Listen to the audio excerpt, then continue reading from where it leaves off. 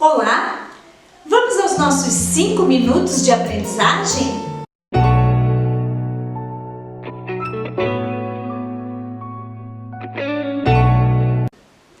Hoje falando sobre aquele estudante que já aprendeu ler e escrever e como ajudá-lo agora a compreender os textos e produzir o texto com a organização e coerência.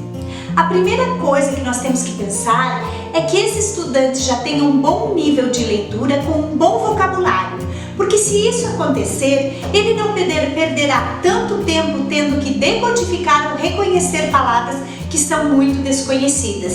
Então, os textos devem ser selecionados de acordo com o conhecimento desse aluno. Provavelmente, esse aluno já chegou no 3º ano e já tem o domínio da leitura razoavelmente automatizada, senão terá muita dificuldade.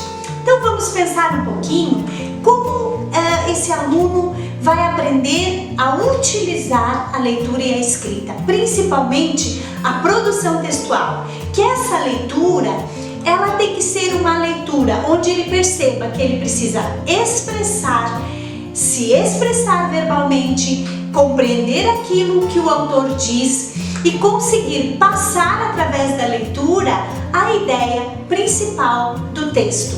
E também é importante saber como construir o texto, qual é a construção que eu vou fazer, como eu vou organizar isso e qual a função. Quando você dá um texto para o seu aluno ler, para o seu estudante, você sabe que esse texto tem uma função, isso tem que ser dito para o estudante, para que ele já vá com conhecimento prévio e já consiga prever a forma de leitura para depois também fazer a sua própria construção.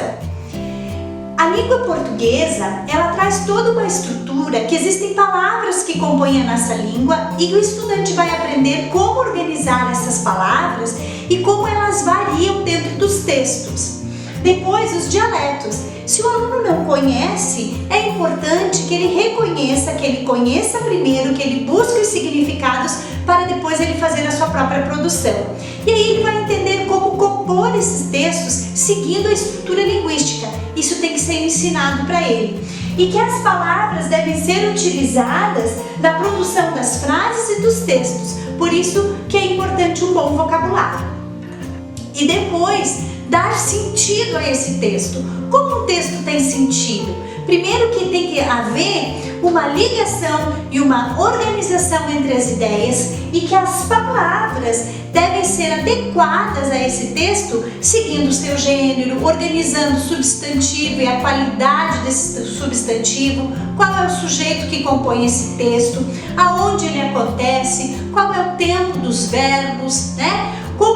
Qual é o número, isso tudo é muito importante que a gente ensine para que ele perceba que organizando as palavras entre si, o texto realmente vai ter um sentido, tá? E as palavras, o sentido dessas palavras, né, dependem muito do número de letras que eu uso, como é que eu uso essas letras, os sons que elas representam, né? Os sinais gráficos que eu tenho aí, porque se eu troco um sinal, se eu esqueço um sinal ou se eu esqueço a pontuação, pode ficar completamente sem sentido ou perder o sentido, como por exemplo a colocação de uma vírgula numa frase. Qual é o contexto que está acontecendo e a mensagem que o texto passa, tanto quando eu estou escrevendo quanto eu estou lendo. Eu preciso perceber isso tudo para eu ter a compreensão leitora. E a organização de tudo isso dentro do tempo e do espaço. Todas essas estratégias devem ser ensinadas nesse momento para o aluno, passo a passo, começando do mais simples e caminhando para o mais complexo. Não esquecendo que ele precisa já saber que as letras representam os sons e que esses sons se juntando eu tenho as palavras e as palavras juntando eu terei as frases e colocando elas nos textos organizadas eu consigo passar uma mensagem que seja compreendida. Eu espero que vocês tenham gostado do vídeo. Se gostaram, deixem o seu like, ativem o sininho e se inscrevam no nosso canal. Assim vocês recebem todas as nossas notificações.